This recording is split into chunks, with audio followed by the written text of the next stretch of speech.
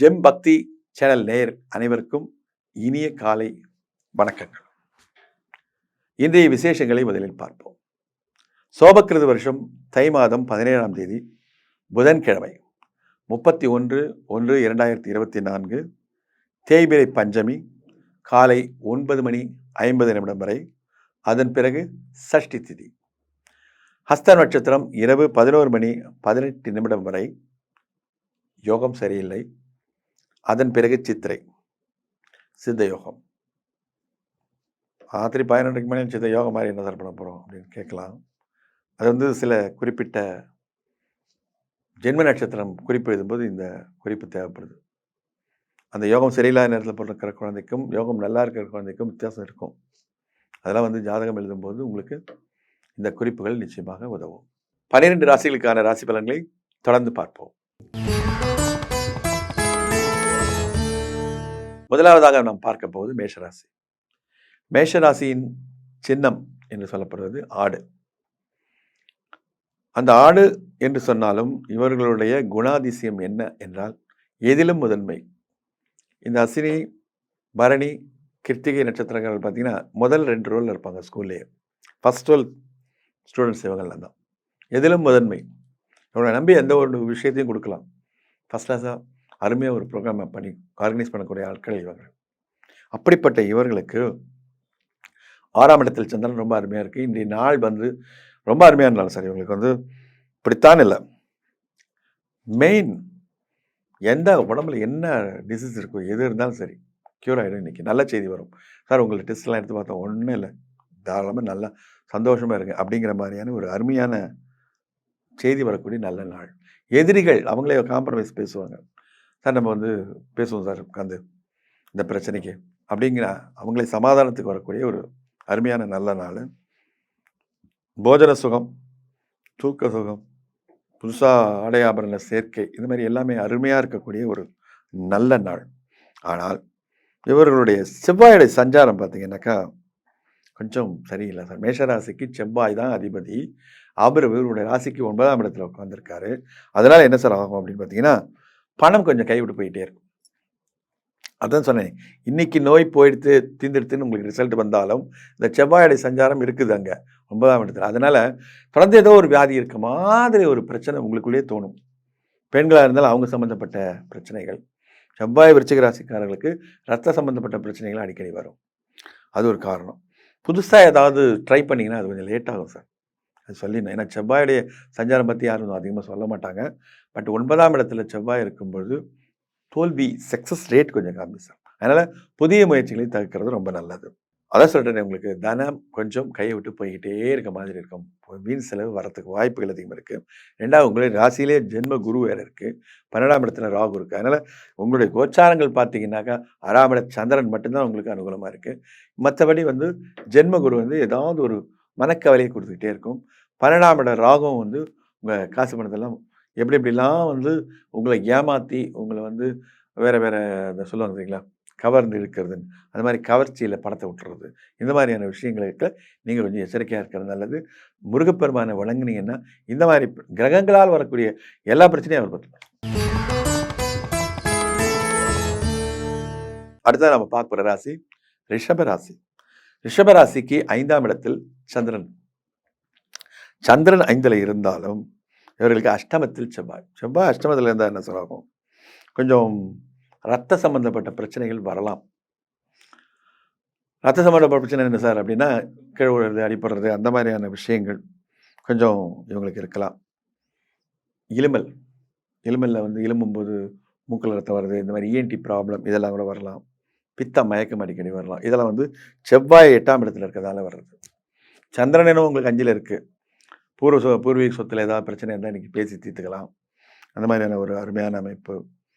காரியங்களை கொஞ்சம் செட்பேக், அதாவது முடியும் மாதிரி தெரியும், டக்குன்னு அது ஸ்டாப் ஆகிடும். இன்றைக்கி 5ஆம் இடத்து சந்திரன் பண்ணுற வேலை அது. பூர்வபுண்ணிய ஸ்தானத்தில் நல்ல அமைப்பு உங்களுக்கு இருந்தால் இதெல்லாம் வெற்றியாக இருக்கும். ஆனால் இங்கே செவ்வாயுடைய அந்த ஒரு சஞ்சாரம் கொஞ்சம் ரத்தம் சம்பந்தப்பட்ட பிரச்சனைகளை உங்களுக்கு தரலாம். அதனாலே உங்களுடைய வாகனங்களை ஓட்டும்போதோ, அல்லது யாரையாவது கூட்டு போம்போதோ, வண்டியில போம்போதோ கொஞ்சம் பார்த்து போங்க. வேகத்த வந்து ரொம்பவும் குறைச்சு கொஞ்சம் சாஃப்ட்டா போங்க. நான் பார்க்குறேன் இந்த யங்ஸ்டர்ஸ் பார்த்தீங்கன்னா, அந்த 15, 16, 18 வயசுக்குள்ள இருக்கவங்க வண்டி ஓட்டுறாங்க பாருங்க. அப்படி ஓட்டுறாங்க. அது கூட வந்து இந்த காதுல இப்படி வச்சுக்கிறாங்க. இப்படி வச்சுக்கிட்டு அப்படியே போம்போது, இவன் இத கவனிப்பானா? ஸ்பீட கவனிப்பானா? ரோட்ல வர நம்மள கவனிப்பானான்னே தெரியல. அப்படி இருக்கு. அதனால தயவு செய்து இந்த காலத்து இளைஞர்கள் கொஞ்சம் வேகத்தை இந்த ராசியில இருக்கவங்களாவது கொஞ்சம் காதுல வாங்கிட்டு போனீங்கன்னா, கொஞ்சம் ஆரோக்கியத்துக்கு நல்லது. அடுத்தது நம்ம பார்க்க போற ராசி மிதுன ராசி. மிதுன ராசிக்கு 4ஆம் இடத்தில் சந்திரன். 4ஆம் இடத்துல சந்திரன் இருந்தால் யார் மேலேயும் டக்குன்னு நம்பிக்கை வராது சார். குழம்புவீங்க. இந்த ஆள நம்பலாமா? வேண்டாமா? ஒரு பொறுப்ப குடுக்குறீங்கன்னு வச்சுக்கங்களேன், அது ஒரு நம்பிக்கை வராது. வாழ்க்கை துணை மேலே கூட சம்டைம்ஸ் சில பேருக்கு தான் எல்லாருக்கும் சொல்லல, சில பேருக்கு நம்பிக்கை வராமல் போகலாம். இன்னைக்கு இல்ல, எப்பவுமே வந்து 4ஆம் இடத்துல எந்த கிரகம் இருந்தாலும் அது கொஞ்சம் குழப்பம். 4ல ராகு இருந்தாலும் சரி, 4ல சனி இருந்தாலும் சரி, ஜாதகத்திலே லக்னத்துக்கு இருந்தாலும் இந்த மாரி பிரச்சனைகள் வரும். அடிக்கடி வந்து வாழ்க்கை துணையை சந்தேகப்பட்டுக்கிட்டே இருப்பாங்க. மனைவிய வந்து கணவன் மேல சந்தேகப்படுவாங்க. அவர் என்ன ரொம்ப கமல் சார் மாரி ரொம்ப அழகு மாரி நெனச்சுக்கிட்டு, நீங்க அந்த பொண்ணோட அது மாரி ஒரு கலக்கங்கள்லாம் வரக்கூடிய ஒரு சாமானியமான நாள். அதனால இது வந்து மெயினா நீங்க தவிர்த்துக்கிறது நல்லது. வீண் சந்தேகங்களை தவிர்க்கலாமே! அது ஒண்ணும் பிரச்சனை இல்லையே! அதே சமயம் உங்களுடைய ராசிக்கு 7ஆம் இடத்தில் செவ்வாய். செவ்வாய் 7ல இருந்தா என்ன சார் ஆகும்? மனைவிக்கு பிழை. மனைவி வந்து கொஞ்சம் நோய்வாய்ப்பட வாய்ப்புகள் இருக்கு. செவ்வாயோட சந்தேகம். செவ்வாய் சஞ்சாரம் உங்களுக்கு 7ஆம் வீட்ல இருக்கு. அதனால உங்களுக்கு நீங்க வந்து மனைவியினுடைய ஆரோக்கியத்த பார்த்துக்கணும்.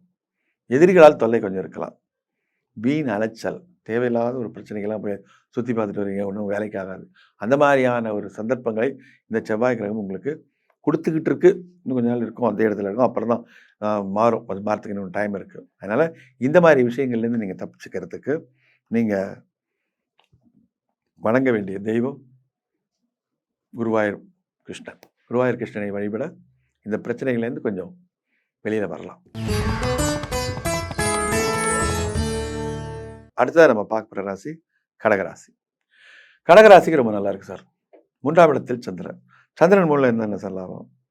வஸ்திரம் லாபம், தன லாபம், புது புது கிஃப்ட்டா உங்களுக்கு துணிமணிகள் வந்து சேரும். பெண்களுக்கு வந்து வீட்டிலே உட்காந்துருப்பாங்க. அவங்களுக்கு அவங்களுக்கு பிடிச்ச வஸ்திரங்கள் இதெல்லாம் வந்து சேர வாய்ப்புகள் அதிகம். அதனால சார் பெண்களுக்கு அப்படின்னா, அவங்க தான் அதிகமான அந்த துணி சம்பந்தப்பட்ட விஷயங்கள ரொம்ப ஆர்வமுடையவர்கள் பெண்கள். அதனால அவங்களுக்கு இந்த ராசி பெண்களுக்கு இந்த நேரத்தில அப்படி ஒரு பலன்கள் கிடைக்கிறது. அதே சமயம் கடகத்தில் சந்திரன் ஆட்சி. சந்திரன் கடகத்திலே ஆட்சியா இருக்கிறது என்னன்னா, இந்த தண்ணீர் சம்பந்தப்பட்ட பிரச்சனைகள் வரலாம். குடிக்கும்போது வெந்நீர் யூஸ் பண்ணலாம். கண்ட தண்ணி குடிச்சிட்டு, அதனால சில பிரச்சனைகள் வர்றதுக்கு இவங்களுக்கு வாய்ப்புகள் இருக்கு. அதே சமயம் எந்த காரியத்தை இன்னைக்கு ஆரம்பிச்சீங்கனாலும், அல்லது ஏதாவது ஒரு புது காரியத்துக்காக நீங்க கிளம்புனீங்கனாலும், மிக அருமையான ஒரு பலன்கள் உங்களுக்கு கிடைக்க போறது. கடகராசிக்கு செவ்வாயுடைய சஞ்சாரம் ரொம்ப நல்லா இருக்கு. ரொம்ப நல்லா இருக்கு. அவங்க நினைச்சது எல்லாமே நடக்க போறது. செவ்வாயால இவங்களுக்கு நல்ல அருமையான பல நன்மைகள் காத்துட்டு இருக்கு. இவங்க வணங்க வேண்டிய தெய்வம் மதுரை மீனாட்சி அம்மன். அடுத்ததா நம்ம பார்க்க போற ராசி சிம்ம ராசி. சிம்ம ராசிக்கு சந்திரன் வந்து 2ஆம் இடத்துல இருக்கிறார். 2ஆம் இட சந்திரன் வந்து ரொம்ப அருமையான ஸ்தானம். அங்க பார்த்தீங்கன்னா, தனம் நிறைய வரணும். ஆனால் அதுக்கு நேர் எதிர்மாறா பண நஷ்டம் வரும். ஏன் சார் இப்படி சொல்றீங்க அப்படின்னீங்கன்னா, கூட கேது உட்கார்ந்திருக்கு சார். சந்திரன் பிளஸ் கேது காம்பினேஷன் வந்து உங்களுக்கு குழப்பங்களை தருமே. எதை வாங்குறது, எதை வாங்க வேணாம்னு தெரியாமயே வாங்கி போட்டுருவீங்க. அப்ப பணம் நஷ்டம் தானே. அப்புறம் உட்கார்ந்து யோசிக்கிறது, ஏன் வாங்கியிருக்க வேண்டாமோ? இவ்வளோ வேலை கொடுத்து வாங்கியிருக்க வேண்டாமோ? கொஞ்சம் பேரம் பேசியிருக்கலாம். அப்படியெல்லாம் வந்து வாங்கிட்டு வீட்டுக்கு வந்த பிறகு யோசிச்சு என்ன பண்றது? அப்படிப்பட்ட ஒரு கொஞ்சம் பிரச்சனைகளை கொடுக்கக்கூடிய நாள். அதே சமயம் இவங்களுக்கு வந்து அருமையான ஒரு தைரியம் சொல்லலாம் சார். தைரியத்துக்கு பேர் போகிறவர்கள் சிம்மராசிக்காரர்கள். ஏன்னா என்ன போனாலும் கவலைப்பட மாட்டாங்க. அப்படியே ஒரு போல்டான ராசி. ஏன்னா ராசிநாதன் வந்து சூரியன். அரசாங்க அனுகூலம் இவர்களுக்கு ஜாஸ்தி. இவங்க எந்த ஒரு கவர்மெண்ட் ஆஃபீஸ் போனாலும் வேலை டக்குன்னு முடியும். ஏன்னா அவங்களுக்கு வந்து அந்த சூரியனுடைய அனுகிரகம் இருக்கிறதுனால மற்ற ராசிக்காரர்கள் போகிறத விட சிம்ம ராசிக்காரர்கள் அரசாங்கம் சம்பந்தப்பட்ட எந்த ஒரு விஷயத்துக்கு போனாங்கனாலும் வெற்றி பெற்று தான் கிடைக்கும். அப்படிப்பட்ட இவர்கள் வணங்க வேண்டிய தெய்வம் ராசிக்கு சூரியன் அதிபதி, சூரியனுக்கு அதிகாரி ஈஸ்வரர்.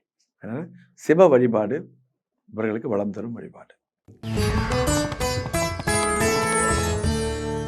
அடுத்ததாக நாம் பார்க்க போகும் ராசி கன்னி ராசி. இந்த கன்னி ராசி பற்றி பார்த்தீங்கன்னா நிறைய சொல்லலாம். ஆசிரியர்கள் ஏணி மாதிரி வசதி விடுவாங்க, ஆனால் ஏணி அங்கே தான் இருக்கும். அப்படிப்பட்ட ஒரு வாய்ப்பு உள்ள ஒரு ராசி. இவர்களுடைய ஐடியாஸ்லாம் பார்த்தீங்கன்னா ரொம்ப நல்லாயிருக்கும். அதை கேட்டு எல்லாருமே நல்லா வந்துடுவாங்க. ஆனால் அவங்க அதே இடத்துல தான் இருப்பாங்க. அப்படிப்பட்ட கன்னி ராசிக்காரர்களுக்கு இன்றைக்கி வந்து ஜென்மத்திலேயே சந்திரன், அவங்க ராசிலேயே சந்திரன் வித் கேது. குழப்பத்துக்கு கேட்குறாங்களா, நிறைய குழப்பங்கள் இருக்கும். பெண்களால் லாபம் அனுகூலம் இருக்கும். நல்லா சாப்பிட்டு நல்லா தூங்கி ரெஸ்ட் எடுப்பாங்க. நல்ல சாப்பாடு, விருந்து உபசாரங்கள் போகிறது என்ன அதெல்லாம் உண்டு. அதே சமயம் ஜென்ம கேது கொஞ்சம் ஆன்மீக உணர்வுகளை கொடுப்பார். இன்றைக்கி தேய்பிரை பஞ்சமி நல்ல 10 மணி வரைக்கும் இருக்குது.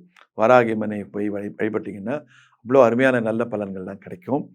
வராகியம்மன் வந்து பிரத்யட்சமான தெய்வம்னு சொல்கிறாங்க. எப்படின்னு பார்த்தீங்கன்னா வேண்டதை வேண்டபடி உடனே கொடுக்கக்கூடிய தெய்வம். அப்படிப்பட்ட தெய்வத்தை வந்து இன்றைக்கி பஞ்சமியில் தேய்பிரை பஞ்சமியில் வழிபடலாம்.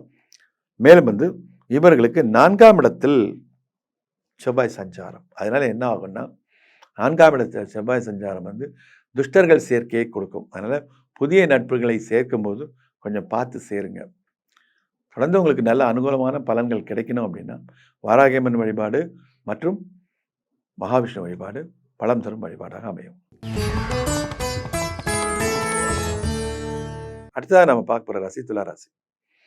துளாராசிக்கு 12இல் சந்திரன், அயன சயன போகஸ்தானத்தில் சந்திரன் ப்ளஸ் கேது.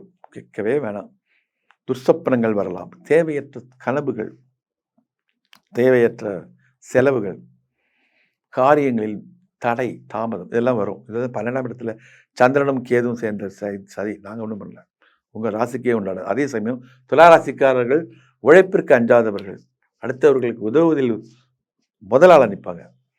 என்ன வேலை இருந்தாலும் உன் வேலை நானே சேர்ந்து பண்ணுறேன்னு சொல்லக்கூடிய ஒரு அந்த கேரக்டர் உள்ள இவங்களுக்கு மேக்ஸிமம் உழைக்கிறவங்களுக்கு இந்த பிரச்சனையும் ஜாஸ்தி வந்துடாது சார். அதனால் துளாராசிக்காரர்களுக்கு இதெல்லாம் சொல்கிறமே தவிர அடிப்படையில் மிகவும் நல்லவர்கள் வல்லவர்கள்னு சொல்லலாம் துளாராசிக்காரர்களை. ஏன்னா அந்த ராசியில் தான் சனி வந்து உச்சம் பெறார். 120% பலத்தோடு அங்கே ரொம்ப சந்தோஷமாக இருக்கக்கூடிய அந்த ராசியில் பிறந்தவங்களுக்கு வந்து செட்பேக் உங்களுக்கு ரொம்ப கஷ்டம் வராது, அவ்வளோ சீக்கிரம் வராது, பயப்படாதீங்க. ஆனால் உங்களுக்கு 3ஆம் இடத்தில் செவ்வாய், 3ஆம் இடத்தில் செவ்வாய் இருக்குதான் என்னாகும், செவ்வாய் உங்களுக்கு தனியாக கூப்பிட்டு கொடுத்துருவார். அதனால் லாபத்தை கொடுக்க போகிறார். எதிரிகளை வெல்லலாம் சார். முக்கியமாக செவ்வாய் நல்ல இடத்துல 3ஆம் இடத்துல இருக்கும் பார்த்தீங்கன்னா எதிரியெல்லாம் காண விடுவோம். அடி பின்னால் இருந்து பேசினவெல்லாம் சரி சார் பார்க்கலாம் சார் அப்படின்ற மாதிரி உங்களேருந்து நகர்ந்து போயிடுவாங்க. முருகனுடைய அருள் இந்த நேரத்தில் உங்களுக்கு ரொம்ப அருமையாக கிடைக்க போகிறது. செவ்வாய் 3ல் இருக்கும்போது திருமுருகனுடைய கடாட்சம் உங்களுக்கு நிச்சயமாக கிடைக்கும். அவருக்கு 12 கை அள்ளி அள்ளி கொடுப்பார், வள்ளல். அதனால் மனைவி பேர் வள்ளி. ஸோ 12 கைகளையுடைய அந்த முருகப்பெருமான் உங்களுக்கு மிக அருமையான நல்ல பலன்களை தருவார். அடுத்தது நம்ம பார்க்க போகிற ராசி விருச்சிக ராசி. இந்த விருச்சிக ராசிக்கு 11ஆம் இடத்தில் சந்திரன். சந்திரன் 11ஆம் இடத்தில் இருக்கிறாரு. ஆனால் 2ஆம் இடத்தில் செவ்வாய். செவ்வாய் அருமையான இடத்துல தான் இருக்கார். ஆனால் அதனால் வரக்கூடிய பலன்கள் பார்த்தீங்கன்னா கொஞ்சம் திருட்டு பயம்ன்ற மாதிரி வருது. அதனால் நீங்கள் இரவு நேர பயணங்களை தவிர்ப்பது நல்லது. அப்படி போகிறீங்கனாலும் உங்கள் திங்ஸ் எல்லாம் கரெக்டாக உங்கள் கண்ணுக்கு நேரம் இருக்க மாதிரியே பார்த்துக்கோங்க. இரவு நேர பயணத்தில் தான் இந்த திருடு பயங்கள்லாம் ஜாஸ்தியாக நடக்கும். அதே மாதிரி நெருப்பு சம்பந்தப்பட்ட வேலையில் இருப்பவங்க கொஞ்சம் எச்சரிக்கை, கொஞ்சம் இல்லை நிறைய எச்சரிக்கையோடு இருக்கிறது. இந்த நேரத்தில் இந்த செவ்வாய் சஞ்சாரம் நடக்கிற நேரத்தில் கொஞ்சம் ஜாக்கிரதையாக இருக்கணும். அரசாங்கத்து வகையில் சில பல பிரச்சனைகள் தேடி வரலாம். செவ்வாய் சஞ்சாரம் அப்படி சொல்லுது சார், நாங்கள் ஒன்றும் சொல்லலை. உங்கள் வீட்டுக்கு உங்கள் ராசிக்கு 2ஆம் வீட்டில் இருக்கக்கூடிய செவ்வாயும் சுக்கிரனும் 2ஆம் வீட்டில் இருக்குது. சுக்கிரன் 2ல் இருந்தால் அருமையாக பேசுவீங்க, இனிக்க பேசுவீங்க. 2ஆம் இடத்துல இப்போ சுக்கிரன் வந்து உட்காந்துருக்கிறதுனால இனிப்பு வகைகளை விரும்பி சாப்பிடுவீங்க, இதெல்லாம் இருக்கும். அங்கே கூட செவ்வாய் இருக்குது, அதான பிரச்சனை. அதனால் இப்படிப்பட்ட உங்களுக்கு வந்து இந்த நேரம் ரொம்ப அருமையாக அமையுது. உங்களுடைய முயற்சிகள் எல்லாமே நல்லா இருக்கும். உறவினர் சேர்க்கை இருக்குது, தன வரவு இருக்குது, எல்லாமே நல்லா இருக்குது. உங்களுக்கு தொடர்ந்து வெற்றிகள் கிடைக்கிறதுக்கு அறுபடை வீட்டில் வந்து பழனிமலை முருகனை போய் வழிபட்டீங்கன்னா மிக அருமையான பலன்கள் உங்களை தேடி வரும். அடுத்ததான் நீங்கள் பார்க்க போகிற ராசி தனுசு ராசி. ராசியிலேயே செவ்வாய் சார். தனுசு ராசிக்காரர்களுக்கு 7 சனி விட்டுருச்சு, சனியினுடைய பிரச்சனைகள்லாம் தீர்ந்துருச்சுன்னு பார்த்தாக்கா அவங்களுடைய ராசிக்குள்ளேயே வந்து செவ்வாய் உட்காந்துருக்கார். ஏன்னா என்ன சார் ஆகும்? தேவையில்லாத நோய் பயம், நோய் பயம்னு சொல்லுவோம். நோய் கூட உண்மையாக இருந்தால் பரவாயில்ல, நோய் பற்றின பயம் இவங்களுக்கு வரும். அதே சமயம் காரியங்கள் கொஞ்சம் தடைபடும். இவங்க ஏதாவது ஒரு புதுசாக ஏதாவது ஆரம்பிக்கணும், ஒரு விஷயம் ஆரம்பிக்கணும், தொழிலோ அல்லது கலைத்துறை சேர்ந்தவர்கள் அந்த மாதிரியான முயற்சியோ இதெல்லாம் வந்து கொஞ்சம் பேக் ஆகும். அதனால் கொஞ்ச நாள் வெயிட் பண்ணுங்கள். இந்த செவ்வாய் வந்து உங்கள் ராசியை விட்டு மகரத்துக்கு போட்டோம். மகரத்துக்கு போனால் அங்கே உச்சமாயிடுவார், அது ஆயிட்டு போகிறார். பட் உங்களுக்கு வந்து உங்களுடைய ராசியிலேருந்து அவர் கிளம்பி போகணும். அதே சமயம் இன்னைக்கு உங்களுக்கு 10ஆம் இடத்துல சந்திரனோட சஞ்சாரம் அமையுது. அதனால் என்ன ஆகும் அப்படின்னா உங்களுடைய முயற்சிகள் எல்லாமே சக்ஸஸ் ஆகிறதுக்கு வாய்ப்புகள் அதிகமாக இருக்குது, சந்திரனோட தயவால். அதே சமயம் உங்களுக்கு வந்து எல்லா கடன்களும் நீரும். கடன்கள் தீரத்துக்கு உண்டான அமைப்பை இந்த செவ்வாய் ஏற்படுத்தி தருவார். ஜென்ம செவ்வாய் வரும்போது கடன்கள், எதிரி இதெல்லாம் கொஞ்சம் அடங்கிடும். அதே சமயம் நெருப்பு சம்மந்தப்பட்ட வேலை செய்கிறவங்க தான் கொஞ்சம் ரொம்ப இல்லை, நிறையவே ஜாக்கிரதையாக இருக்கணும். அப்படிப்பட்ட உங்களுக்கு இப்போவே உங்களுக்கு அருள்பாலிக்க காத்திருக்கும் தெய்வம்னு பார்த்தீங்கன்னா குருவாயூர் கிருஷ்ணன், ஸ்ரீரங்கநாதர். இந்த தெய்வங்கள் வந்து உங்களுடைய பிரச்சனைகளை தீர்க்கும். அடுத்ததாக நம்ம பார்க்க போகிறது மகர ராசி. மகரத்தில் உத்திராடம் 2, 3, 4 பாதங்கள், திருவோணம் அவிட்டம் 1, 2 பாதம். இந்த நட்சத்திர கூடத்திலே பார்த்தீங்கன்னா 27 நட்சத்திரத்தில் 2 நட்சத்திரத்துக்கு மட்டும்தான் திருப்பட்டம். ஒன்று வந்து திருவாதிரை, அது சிவனோட நட்சத்திரம், நடராஜரோட நட்சத்திரம். இன்னொரு நட்சத்திரம் திருவோணம், இது பெருமாள் வெங்கடாஜலபதியோட நட்சத்திரம். அதனால் இயற்கையாகவே இவங்களுக்கு வந்து லட்சுமி கடாட்சம் உண்டு. மகர ராசிக்காரர்களுக்கு நடுவில் இருக்கக்கூடிய 4 பாதங்களும் பின்னப்படாமல் இருக்கக்கூடிய அந்த திருவோண நட்சத்திரக்காரர்களுக்கு நிறைய பிரச்சனைகள் இந்த 7 சனியில் வந்திருக்கலாம். அவங்களுடைய பிரச்சனைகள் எல்லாமே கொஞ்சம் கொஞ்சமாக தீர்ந்துக்கிட்டு அவங்க நினச்சதெல்லாம் நடக்க போகிற அருமையான ஒரு காலகட்டம். குரு பயிற்சி கூட பார்த்திங்கன்னா இவங்களுக்கு 4ஆம் இடத்துல இருந்து 5ஆம் இடம் போகுது மே மாதம் இந்த வருஷம். அதனால் குரு பயிற்சியும் இவங்களுக்கு நல்லதாக அமையுது. 4ஆம் இடத்துல இருக்க குரு சில முயற்சிகளின் நிலையை தோல்விகளை இப்போ கொடுத்துக்கிட்டு இருக்கு. அதுவும் பார்த்திங்கன்னா மே மாதத்துக்கு அப்புறம் நல்லதாக மாறிடுது. இப்போ இவங்களுக்கு சந்திரனோட சஞ்சாரம்னு பார்த்திங்கன்னா சில விஷயங்களில் வந்து இவங்க விட்டு கொடுத்து போகிறது நல்லது. கிரிப்பாக அப்படி இருந்துட்டாங்கன்னா கொஞ்சம் நஷ்டம்தான், அது வரையும் பார்த்துக்குங்க. மற்றவர்களுக்கு ப்ராமிஸ் பண்ணும்போது இந்த பண்ணித்தரேன், அதை செஞ்சு தரேன் எனக்கு சொல்லும்போது யோசிச்சு செய்யுங்க. வயிற்றில் ஏதாவது சின்ன சின்ன பிரச்சனைகள் வந்தாலும் அதை உடனடியாக போய் பார்த்துட்டு அதுக்குண்டான நிவாரணங்களை எடுக்கிறது நல்லது. எப்போவுமே உங்களுக்கு அருள் தரும் தெய்வமாக மகாலட்சுமியை சொல்லலாம். மகாலட்சுமி வழிபாடு மகத்தான மாற்றங்களை இந்த நேரத்தில் உங்களுக்கு தரும். அடுத்ததாக நம்ம பார்க்க போகிற ராசி கும்பராசி.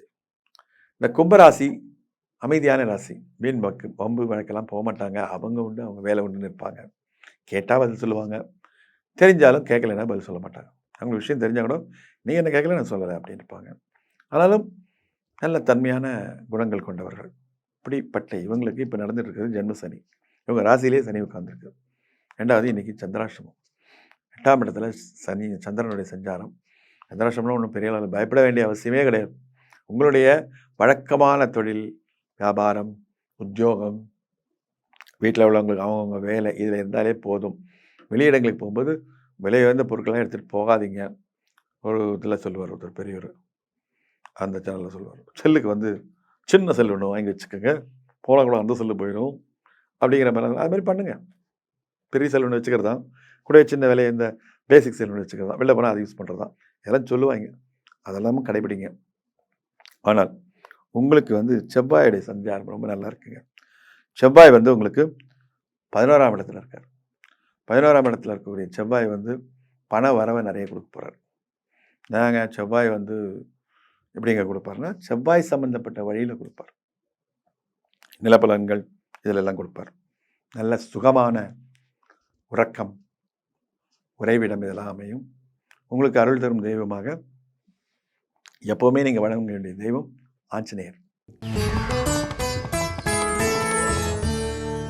அடுத்தது நம்ம பார்க்க போகிற ராசி மீன ராசி. மீன ராசியில் வந்து புரட்டாதி 4ஆம் பாதம், உத்திரட்டாதி 4 பாதங்கள், ரேவதி 4 பாதங்கள் உண்டு. இந்த மீனராசி பற்றி சொல்லணும் அப்படின்னா லவபிள் பர்சன்ஸ். இவர்களும் எளிதில் காதல் வயப்படுவார்கள்.